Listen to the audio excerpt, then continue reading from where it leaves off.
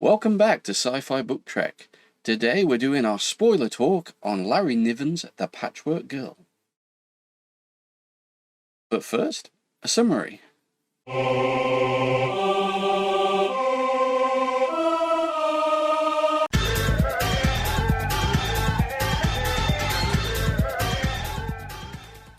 So it starts off with our main character, Gil Hamilton, with a number of other delegates from all over the solar system arriving on the moon, and they go down, get their lodgings and go, oh look, how lovely is this, and try to learn how to walk on the moon. Giant steps are what you take, walking on the moon. Gil is also there to have sex with a roommate from Earth who is there studying surgery because she's a doctor. Nice. At that point, one of the other delegates is shot while in the bath. Fortunately, two reporters are not shagging each other in their room. No. But they happen to overhear him scream, so they open it up and get the police involved. They finally rescue him out of the bath, and they manage to fix him up. But there's been a murder. So? An attempted murder. Yes. So Gil has to investigate because he has absolutely no authority there. Oh, damn it! I hate due process. You're a loose cannon, meow meow, fuzzy face. In the process of investigation, they find that only one person was out on the moon's surface at the time and could have committed the crime. And that person is another woman Gil knows from his past, called Naomi Hutchinson. And so she's promptly arrested and goes on trial. This is not unlike a drumhead trial. Now, Gil has to attend the conference to sort out the lunar laws, which oddly goes over murder and what happens to murderers who are convicted. And they're promptly sent to a holding tank where they're sort of put in stasis for 6 months. And if no one has actually proved their innocence, they are broken down for their parts, and their parts are sent off to people who haven't committed crimes or haven't got caught. Yes, in this particular universe, organ transplant has become so commonplace. You can extend your lifetime essentially by just replacing your worn out organs with new ones. And it's created quite a bit of a black market for transplant of organs. A number of the Gil stories rotate around him tracking down illegal organ farms. But anyway, this one is more straight up locked room drama.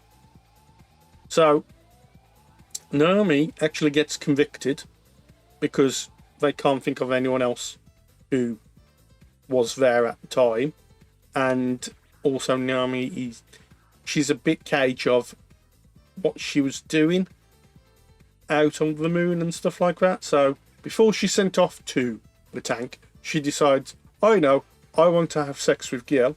So the police let her, and Gil's, he's always up for it.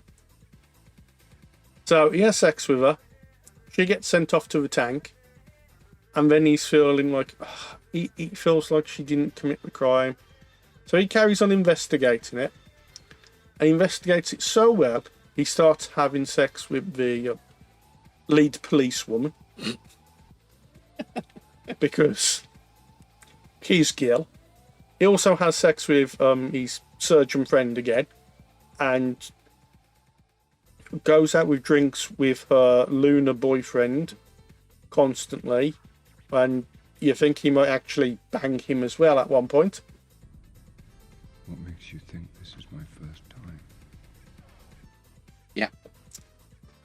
But anyway, he works out that if someone had placed a mirror made of ice on a certain rock, they could fire a laser at it from a different room next to where the victim gets shot, so they could just bounce it off and kill him. But then they've still got to work out who. Yes. Means, motive, opportunity. Yes. And also, he finally works out Naomi is probably not saying where she was because she's in fact made a clone of herself. I think I'm a clone now. There's always you and me just hanging around. So Naomi gets released. However, in the space of like less than a week, the people at the organ bank have said, oh, well, we may as well take a bit here, take a bit there. Because, I mean, she's in the holding tank for a reason, so. So they've been carving bits off her. Oh, why did I eat so much human flesh? And so when she's released, they went, oh, God, and they just slap stuff on her just to fix her. Mm. Hence why the Patchwork Girl. He said it! He said it! It all comes down to the ending where it all happens rather fast, and you find out the mayor was the person to shoot the delegate first, because the delegate has also been killed later on. His secret is that he's actually the father of the mayor's child. He goes to confront his child, who's a police officer at the moment, on the lunar surface because they want privacy or something. The child does not react well and shoots him and cuts his arm off. So he bleeds to death and dies. And the child, I say child, he's in his 20s. Mm. He tries to cover up what he's done and goes back to work. But Gil works out, he's the person who's done it. The mayor, however, decides, right, I'm not having this. So he storms into a room with Gil, Naomi, and their lawyer, holds them at gunpoint, and he can quite easily kill them all. But they manage to talk him out of that, and instead he goes, right, I'm going to take a rap for everything, but you've got to give me an hour. Mm. And in that hour, he rents a little buggy and disappears. Presumably, he's killed himself. And that's all wrapped up because he takes responsibility for both crimes, the attempted murder and the murder. To save his son. Yeah. However, Gil knows that his son committed the murder, but isn't really the murdering type. And so he goes, right, you've got a week to get your affairs in order, leave the moon, go somewhere else. Go to the belt. That's not my problem. It's yours. He goes to the belt with Naomi, who he's sort of in love with, maybe. Yeah, they've been courting. Yeah. So they go off to live happily ever after, being both criminals. And Gil is free to shag more people. Flatlanders are easy. Flatlanders are easy. Loves and hates.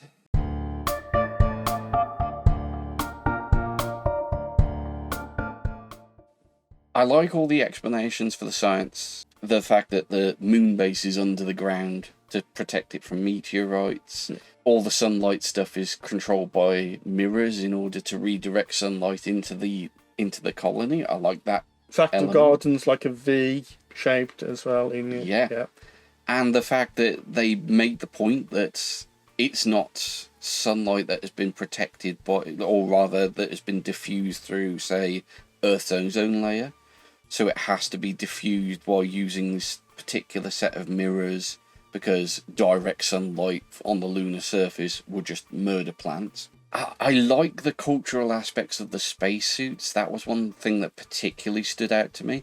Because if you are in a low oxygen environment, if you are wearing a spacesuit for a particular amount of time, you're obviously going to have a custom spacesuit. Yeah. But that is all anyone is ever going to see of you.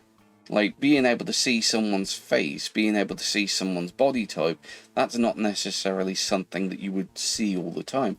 So to differentiate yourself, having this beautiful artwork made on your spacesuit, so to make you stand out, to make it very, very obvious to you, to other people that, yeah, oh, well, that's Dave.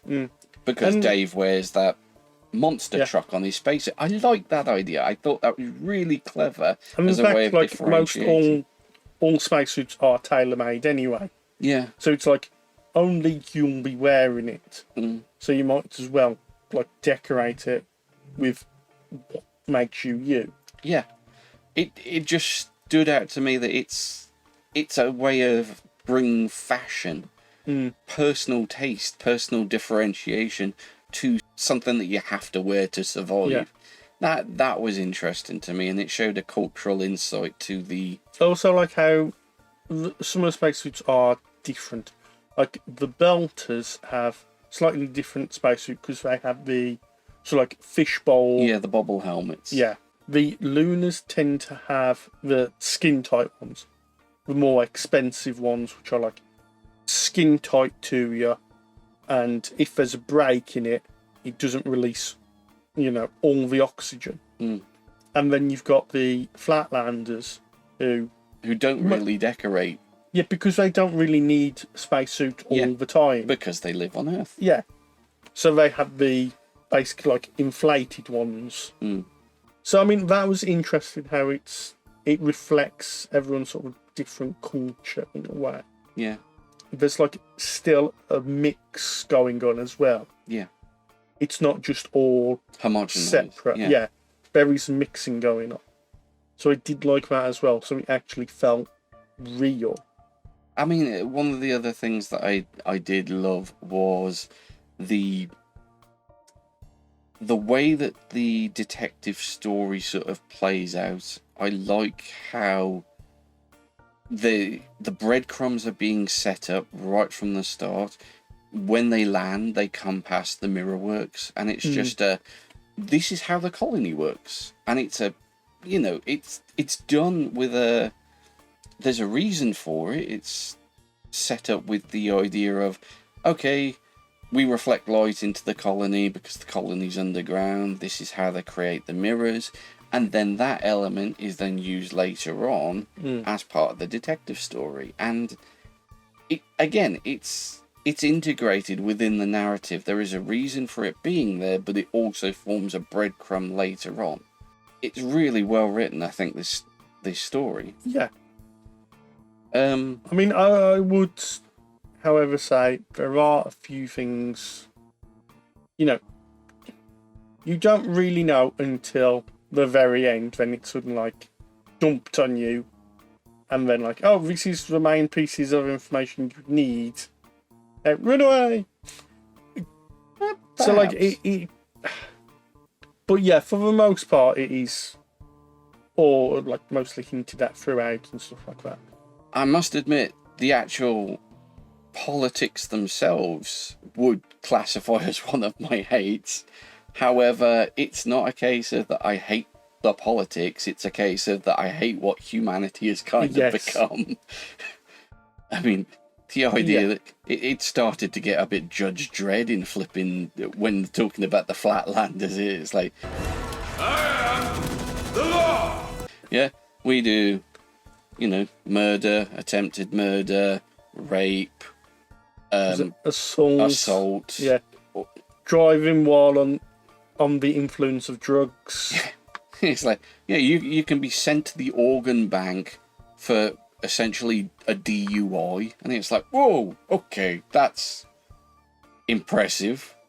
It is interesting considering how sort of strict they are with some laws, and yet how promiscuous mostly everyone is.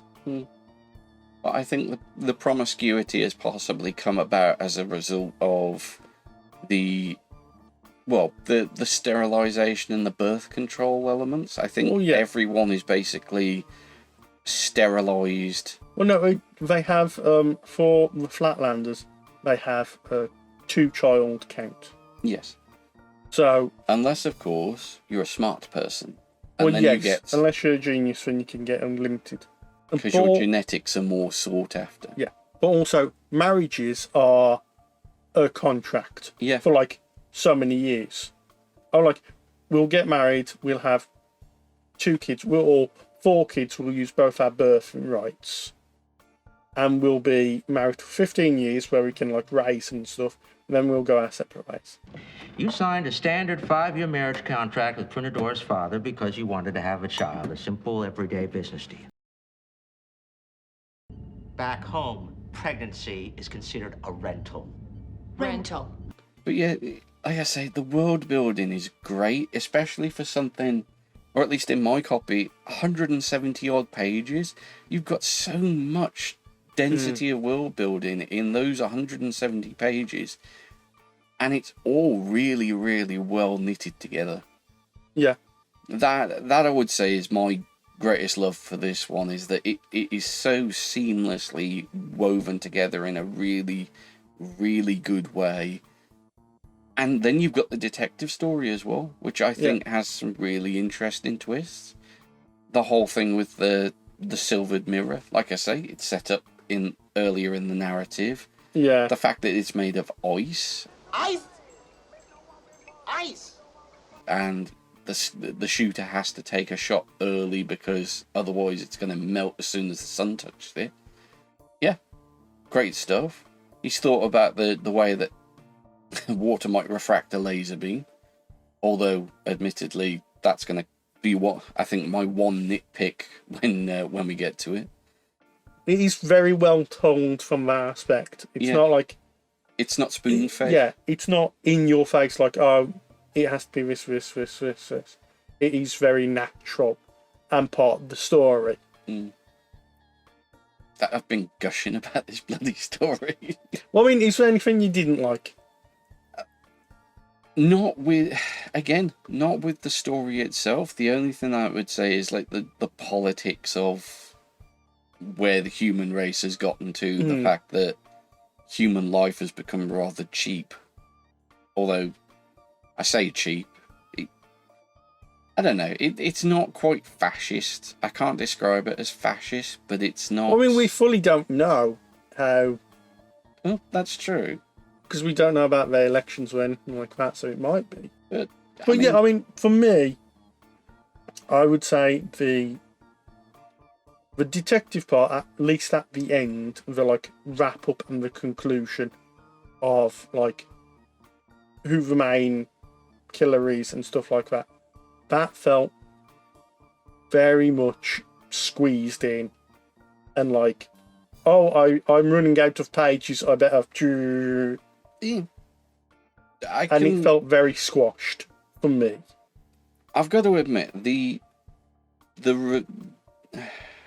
mayor suddenly turning out to be the shooter on the grassy knoll did kind of feel like it came out of left field a little bit. I don't even know who you are. Especially with the resolution of actually the delegate was the kid's father rather than it being the mayor, and it was going to cause all sorts of political problems. And it's like... That did sort of like just come out of like... Yeah, I wish that had a bit better setup. Yeah. Well, anyway, that would be my only sort of main concern, that the last bit just felt a bit rushed. But other than that, like, I mostly agree completely with you about what I liked about it. Well, with that in mind... Yeah. Should we go into nitpicks? Unless you've got anything else. No. Okay.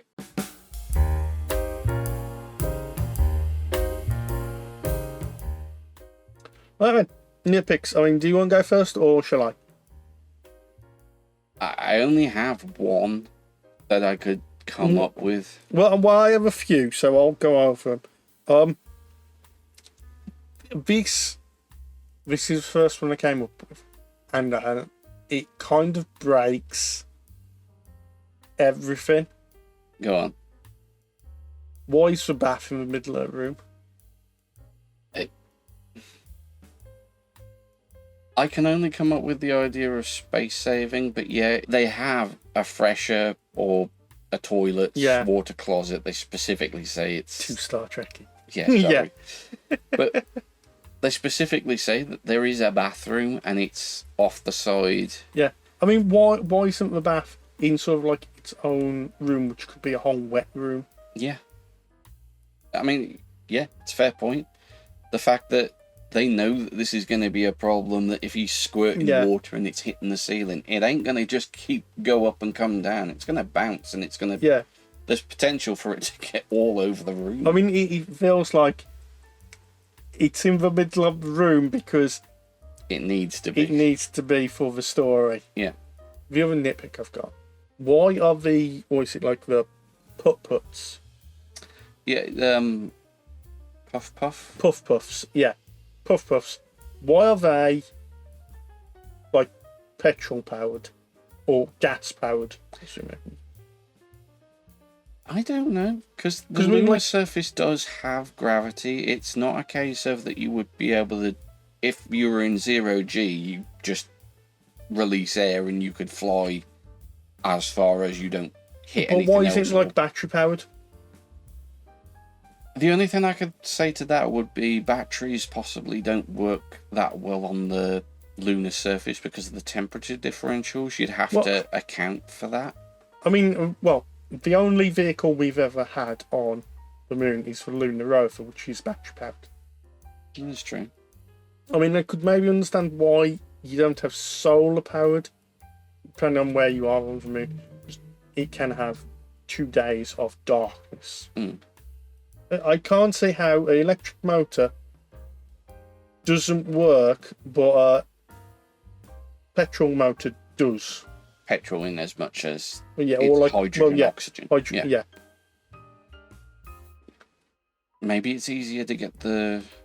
I mean, maybe, get the parts. I don't know. You've got a point there, because, I mean, like you say, solar panels, when you've got the electric on the moon, potentially the solar collection, solar collector arrays would have enough electricity to power the colony and anything else that you're using.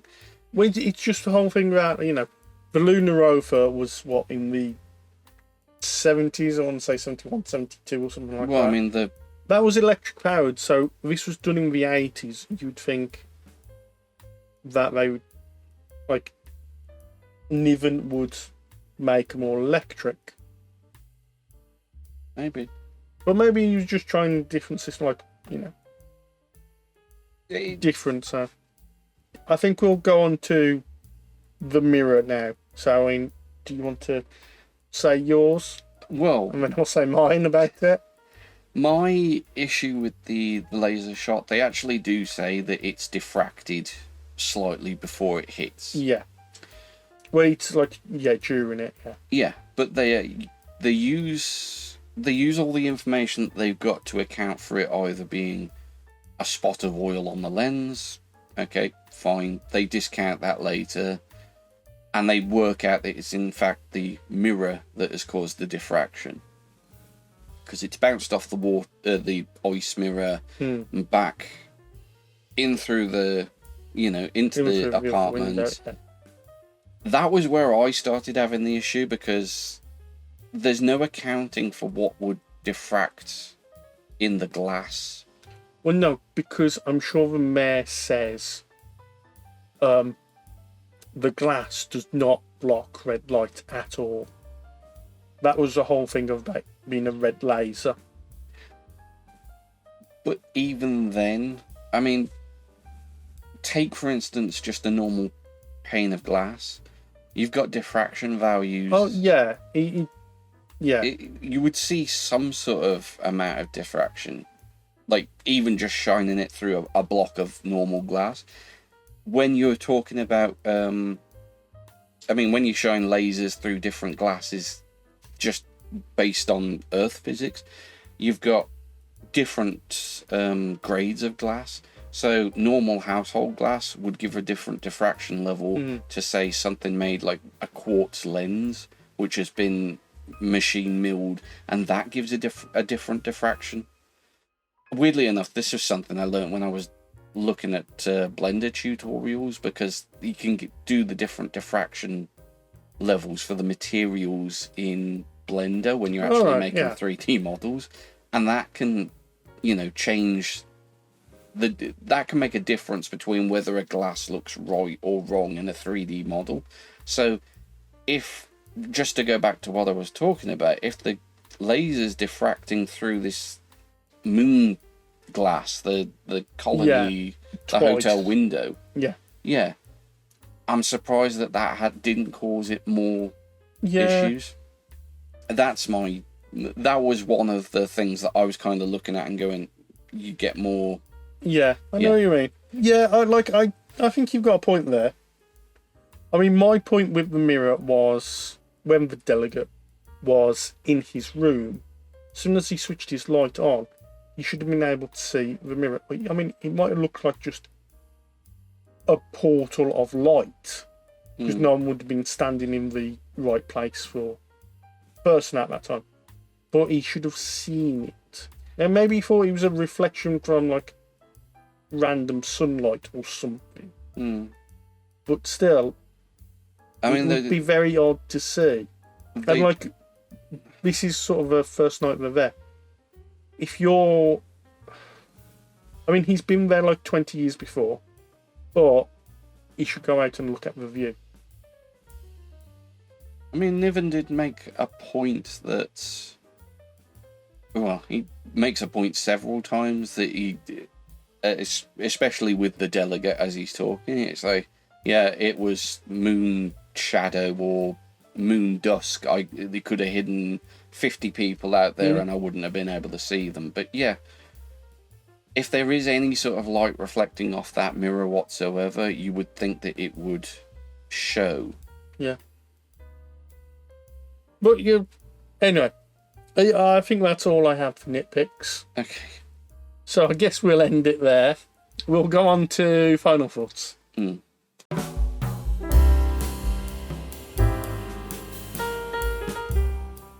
So, what's your overall final thought? I mean, despite all of the things that I've said, yeah, I'd still give this a read, and I would definitely recommend it to anyone who wants to while away a few hours in an afternoon. I can't say further than that. Like, even with all my nitpicks, I would say, yeah, it's worth a read. It's very fun. I mean, it's a, detective drama, essentially, in a locked room mystery. I would say in itself is a bit bland, and I wouldn't say it had a satisfying ending for me, but I did like all the other things going on around it, like the world building of the solar system. Yeah. So I really did like that. I really did like how some things have put some very good thought into, like about stuff to do with like the lunar gravity and. I was strolling on the moon one day in a merry, merry month of December. Now, May. About getting about and simple stuff like that. I really did like that. So I think it's worth a read for that mainly, more than the detective side. But that's me. It's not much of a smut novel. Oh yeah, I mean, for like, as much sex as there is in it. Yeah. So thanks for watching, guys. What are we dealing with next week? Next week, I think we'll be going back to Star Trek with Star Trek: The Next Generation book, Greater Than the Sun. Oh. Okay, so I hope we'll be enjoying that, and you'll find out next week if we did. Bye.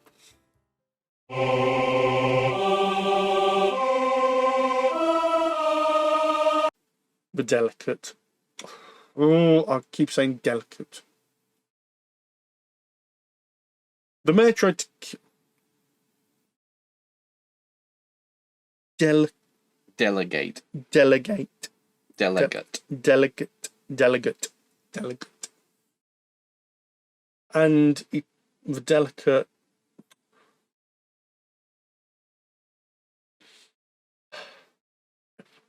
It's alright, I make an ironing joke. The delegate. The delicate. Oh, fucking.